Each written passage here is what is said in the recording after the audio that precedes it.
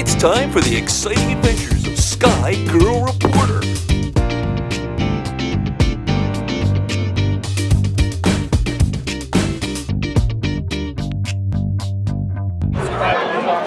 Hey everyone, welcome back to Sky Reporter, and I'm here at the Miramar Air Show, so let's go check it out.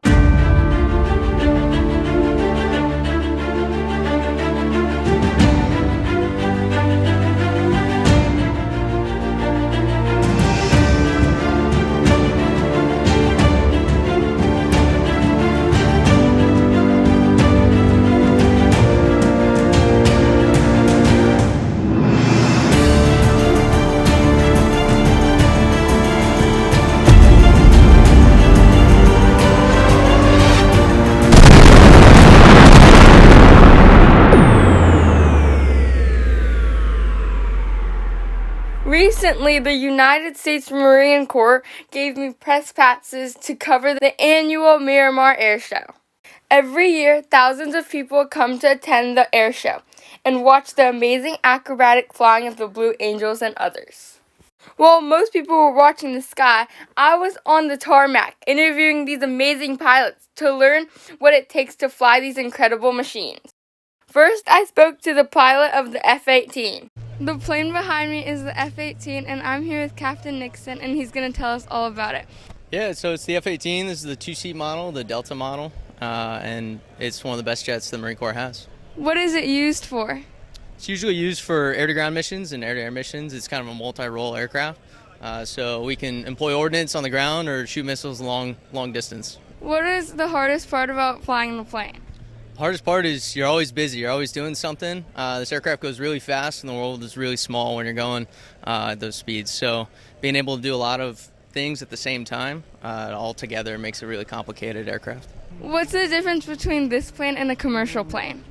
This plane, you can go upside down in this aircraft. Commercial aircraft, you can't do the same. And then we have ejection seat, and then we can employ ordnance off this jet. So it's a lot of fun.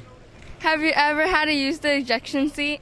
No, I've been lucky I have not. I've had a couple friends that have needed it, but I have not. Thank you so much. Yeah. Thank you. Next, I spoke to a pilot of the amazing Offspring. It says Big Love, but this is actually an Offspring. And I'm here with Captain V, and he's going to tell us all about the plane.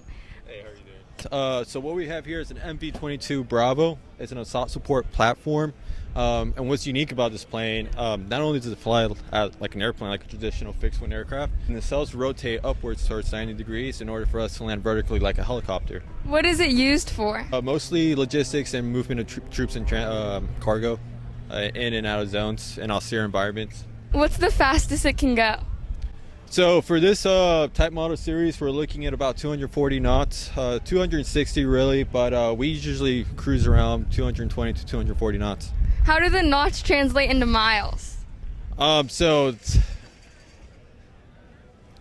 it all depends on the winds, right? So for example, if we're traveling at 240 knots, but we have a 20 knot headwind, we're really only traveling at 200 knots ground speed, right?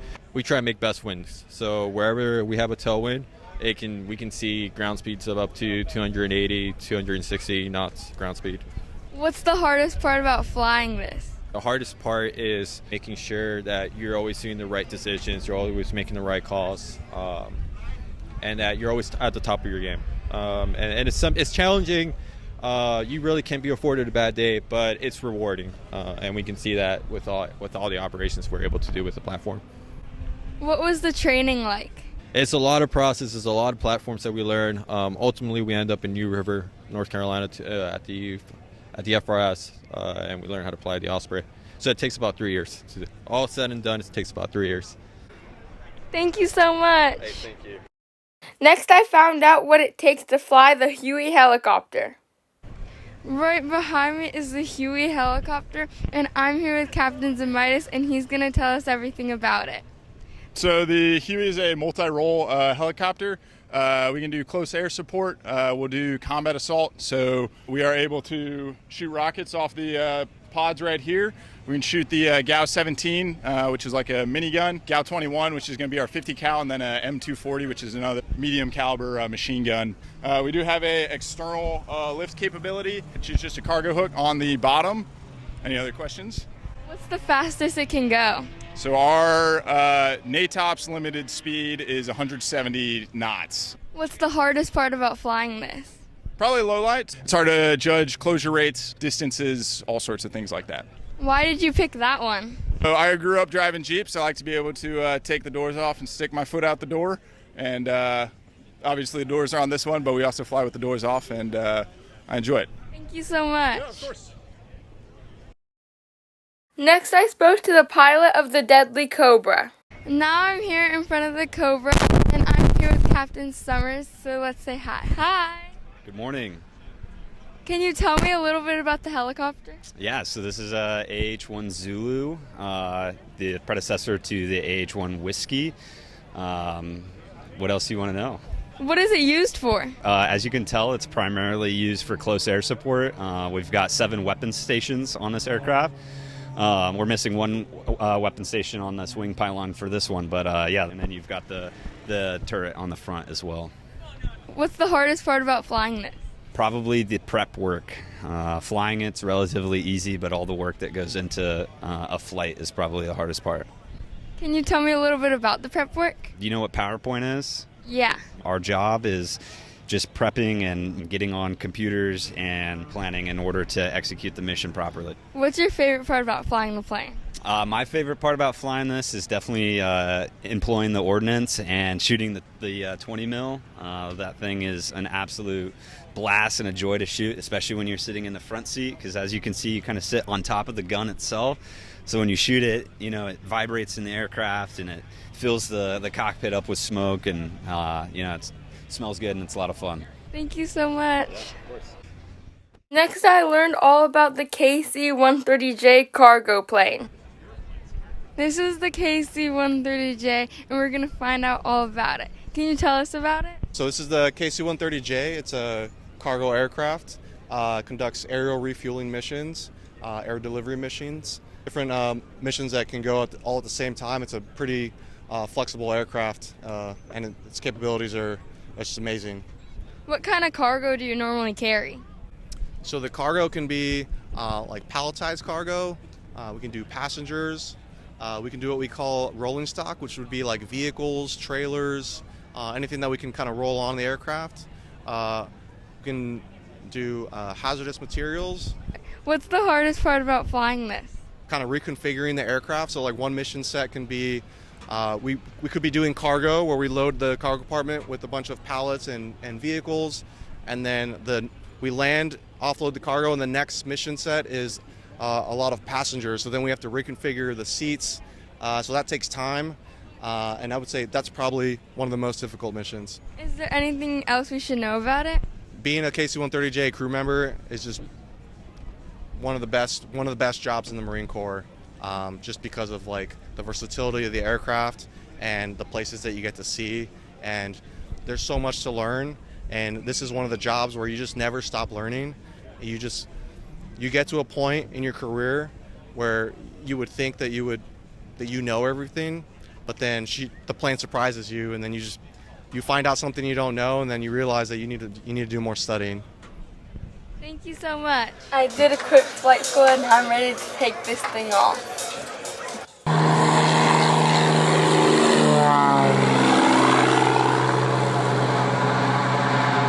After spending time with the pilots who literally have their heads in the clouds, I decided to come back to Earth and talk to the soldiers on the ground who make up the Marine Corps infantry.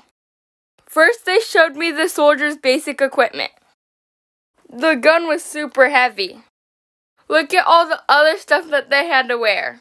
And I thought my backpack for school was heavy. First, I spoke to the operator of an LAV ATM. I'm here with Lance Court McGuire, and he's going to tell us about this amazing vehicle. Can you tell me a little bit about it? This is the LAV ATM. It is an anti-tank system. What kind of situations would you use this in? Can go over a lot of terrain, go up steep hills, so this can like make its way up safely and take out targets. What are the challenges of driving it? So it's got 3 viewing periscopes. It limits your field of view. It's kind of hard to drive, What's the top speed? around like 60 to 65 miles per hour on average. Is there anything else we should know about this? Pretty sick vehicle. That's all I got. Next, they taught me how to hold a Stinger missile launcher. I'm holding a Stinger missile launcher. Yeah. I told my producer to triple my allowance or else. Then I learned how to fire a mortar. And you put your thumb at the top, and your thumb is your left and right, and then your buddy comes up, and he looks at this gauge, and this tells you how far forward and backwards you need to go. As soon as he starts saying steady, I pull the trigger, boom! Round goes up, about 20 seconds later, it hits the ground, and boom! Anybody within 25 meters or 75 feet, gone. Hits the bad guys, not hitting your friends. Gonna try pulling the trigger? Alright, so you take your other hand, you pull really hard. There you go, you're almost there. You're almost there. I promise. There you go. Here, I'll hold it. Use both hands. Pull hard. There you go. I think the enemy overran my position. Finally, I learned all about the howitzer.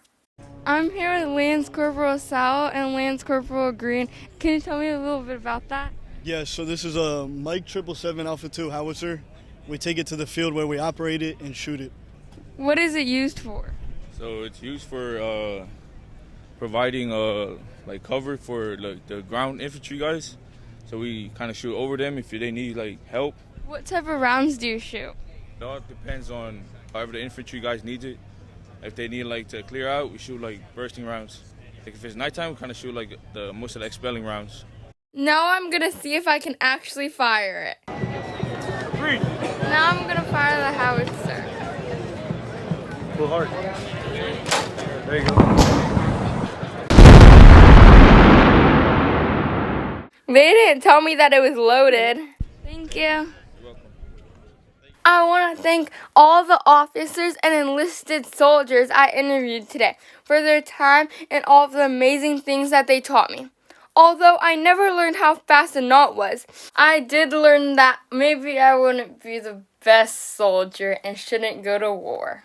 But the most important thing I learned is that we should all be grateful for the brave men and women who use their incredible skills to keep everybody in the United States safe every day. I'm getting ready to go to school. I think I'm going to be able to find a parking spot for this. And I hope to see you next time on Sky Girl Reporter with a new adventure. Bye!